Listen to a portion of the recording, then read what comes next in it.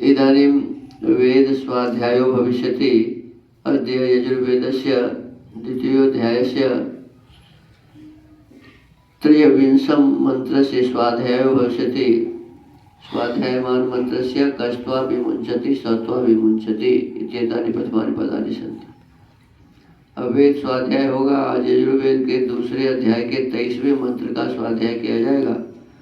स्वाध्याय किए जाने वाले मंत्र के कष्ट्वा विमुञ्चति सत्वा विमुञ्चति ये प्रारंभिक पद हैं।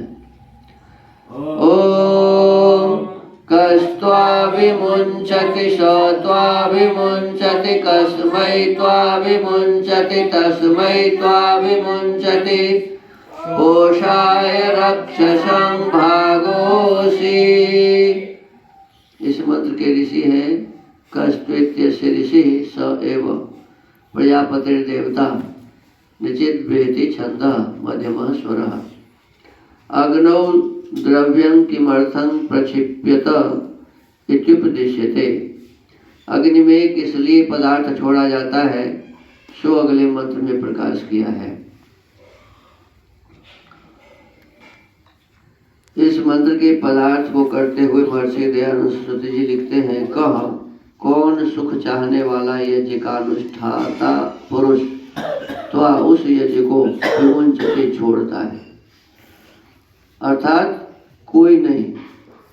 और जो कोई यज्ञ को छोड़ता है तो उसको सह यज्ञ का पालन करने हारा परमेश्वर भी विमुञ्चति छोड़ देता है। जो यज्ञ को छोड़ता है उसको कहते हैं कि यज्ञ का पालन करने वाला परमेश्वर भी उसे छोड़ देता है।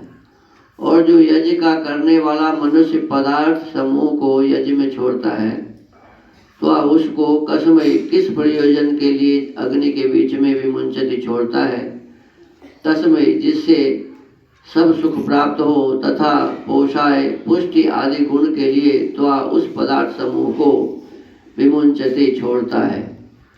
जो पदार्थ सबके उपकार के लिए यज्ञ के बीच में नहीं युक्त किया जाता वह रक्षसम दुष्ट प्राणियों का भागा अंश असी होता है। भावार्थ, जो मनुष्य ईश्वर के करने कराने का व आज्ञा देने के योग्य व्यवहार को छोड़ता है, उन्हें परमात्मा के आदेश का जो पालन नहीं करता है, वह सब सुखों से हीन हो जाता है। वह सब सुखों से हीन होकर और दुष्ट मनुष्यों से पीड़ा पाता हुआ सब प्रकार दुखी रहता है। किसी ने किसी से पूछा कि जो यज्ञ को छोड़ता है उसके लिए क्या होता है? वह उत्तर देता है कि ईश्वर भी उसको छोड़ देता है। जो यज्ञ को छोड़ता है उसको ईश्वर भी छोड़ देता है। फिर वह पूछता है कि ईश्वर को किस लिए छोड़ देता है?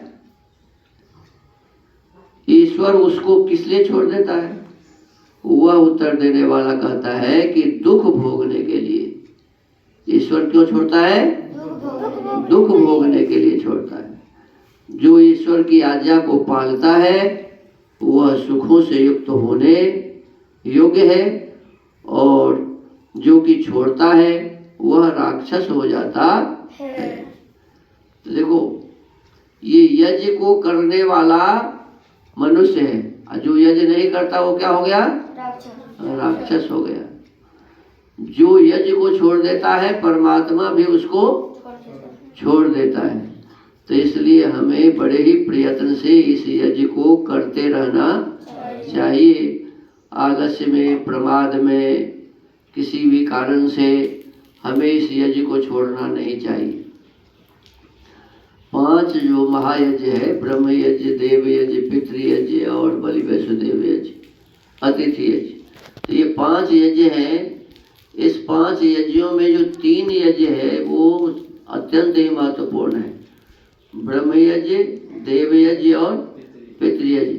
मनु महाराज कहते हैं, महाराज मनु, कि ब्रह्म यज्ञम देव यज्ञम पितृयज्ञम च सर्वदा, ये 3 कभी भी छोड़ने योग्य नहीं है। ब्रह्म यज्ञ ईश्वर की उपासना और वेद का स्वाध्याय, ओम का जप, ये ब्रह्म यज्ञ है।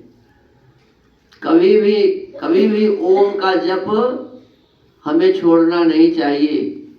कभी भी वेद का स्वाध्याय हमें छोड़ना नहीं चाहिए। कभी भी संध्या करनी छोड़नी नहीं चाहिए। तो ये है ब्रह्म यज्ञ। और दूसरा है देव यज्ञ, जो हम अभी अग्निहोत्र किए हैं, ये देव यज्ञ है। इसको भी कभी छोड़ना नहीं चाहिए। देखो, हमारे पास धन है तो धन का सदुपयोग यही है कि परमात्मा के आदेश का पालन हम उस धन से करते हैं या नहीं करते। यदि हम परमात्मा के आदेश का पालन करते हैं तो हमारा ये जीवन सफल है, हम मनुष्य हैं। यदि परमात्मा के आदेश का पालन नहीं करते हैं तो हमारा जीवन असफल है, हमें अनेक प्रकार के दुखों का सामना करना पड़ेगा और हम राक्षस कहाएंगे। तो इसलिए प्रतिदिन नियमित रूप से हमें इस देव यज्ञ को जरूर करना चाहिए। देव यज्ञ के अंतर्गत ही है दान देना। जहाँ आवश्यकता हो तो ऐसे आवश्यक स्थान पर हमें अपने कमाई का कम से कम दशांश, 100 रुपया कमाते हैं तो 10 रुपया जरूर हमें उस काम में लगाने। अब देखो, यदि 90 रुपया में हमारा पेट नहीं भरेगा तो 10 रुपया में कभी भरेगा। तो ये ध्यान रखना चाहिए कि 90 रुपया हमारे परिवार के लिए, हमारे लिए, और 10 रुपया समाज के उस काम के लिए जिस काम के माध्यम से देश समाज की उन्नति हो रही, उस काम के लिए हमें 10 रुपया लगाना चाहिए। तो दान देना भी देव यज्ञ के अंतर्गत है। और विचार विमर्श, 5-10 आदमी बैठकर और किस प्रकार से विशेष कार्य के द्वारा समाज को बढ़िया बनाया जा सके, इसको कहते हैं संगतिकरण। क्या कहते हैं?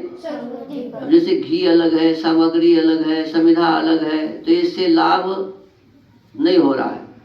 उसी को जब हम माने संगति कर देते हैं, घी, सामग्री, समिधा एक नियमित मात्रा में मिलाकर और अग्नि में डालते हैं, तो वो क्या हो जाता है?